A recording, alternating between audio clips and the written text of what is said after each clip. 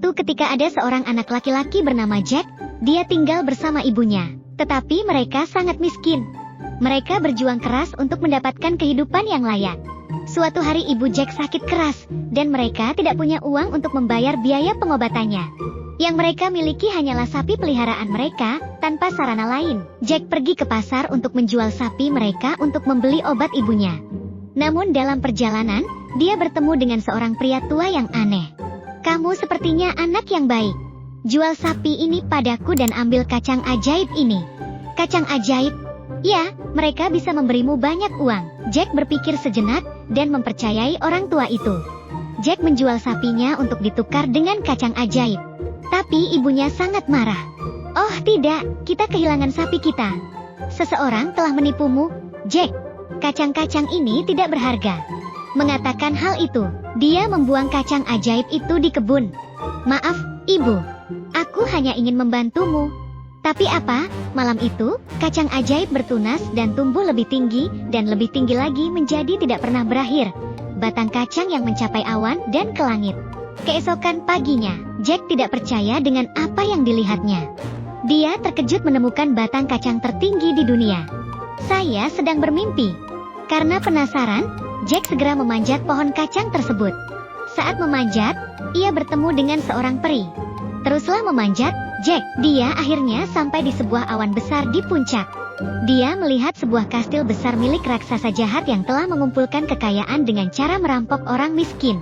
Saat Jack mengintip ke dalam kastil, dia melihat seorang raksasa besar duduk di atas mejanya dengan seekor ayam betina yang cantik. Jadi, inilah raksasa jahat yang menyiksa orang miskin di desa-desa sekitar. "Cepat, berikan telur-telur emasku atau aku akan memakanmu." Jack terkejut melihat ayam betina itu bukan ayam biasa. Ia bertelur emas. "Bevi Fofum, apa aku mencium bau manusia?" Merasa ada bahaya, Jack menyembunyikan dirinya dengan aman. Tidak, ini tidak mungkin nyata, karena tidak ada manusia yang pernah datang ke sini. Kemudian, setelah makan malam yang mewah, raksasa itu tertidur lelap, dan Jack dengan cepat mengambil ayam betina dari meja, dan dengan cepat memanjat ke bawah pohon kacang.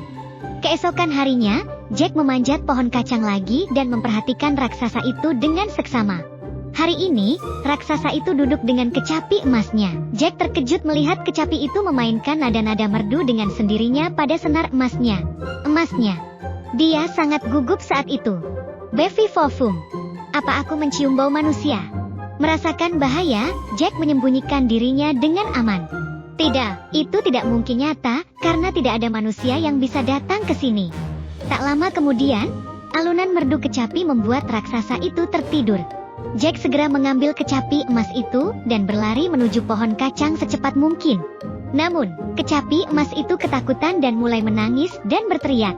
Tunggu, kemana kamu membawaku? Raksasa itu akan menghancurkanku menjadi beberapa bagian." Suara itu membangunkan sang raksasa.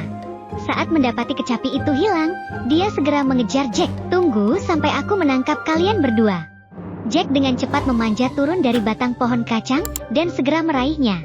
Namun, saat raksasa itu melaju dengan cepat menuruni batang kacang, tanpa ada jalan keluar lain, Jack dengan cepat memotong batang kacang dari bawah dengan kapak. Tidak. Dan itulah akhir dari raksasa jahat itu untuk selamanya. Dengan kekayaan yang baru ditemukan, Jack tidak pernah miskin lagi. Jack tidak hanya menjadi kaya, tapi dia juga membantu orang-orang yang miskin dan membutuhkan. Jack dan ibunya hidup bahagia selamanya.